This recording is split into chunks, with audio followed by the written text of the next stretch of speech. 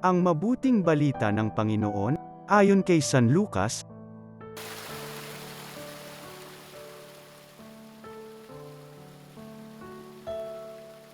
Noong panahong iyon, sinabi ni Jesus, "Kawawa kayo.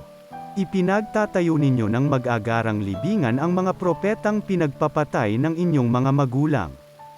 Sa ganitong paraan, kayo na rin ang nagpapatunay na sang-ayon kayo sa mga ginawa ng inyong mga magulang. Sapagkat sila ang pumatay sa mga propeta at kayo naman ang nagtatayo ng libingang puntod ng mga yaon."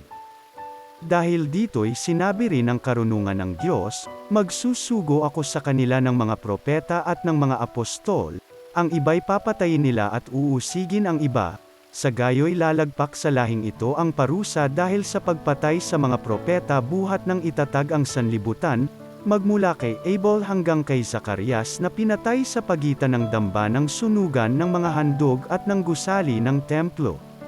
Sinasabi ko sa inyo, lalagpak sa lahing ito ang parusa dahil sa kanilang ginawa. Kawawa kayo, mga dalubhasa sa kautusan! Sapagkat inalis ninyo ang susi ng karunungan. Ayaw na ninyong magsipasok, hinahadlangan pa ninyo ang mga nagnanais pumasok."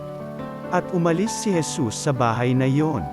Mula noon, tinuligsa na siya ng mga eskriba at ng mga pariso at pinagtatatanong tungkol sa maraming bagay, upang masilo siya sa kanyang pananalita. Ang mabuting balita ng Panginoon.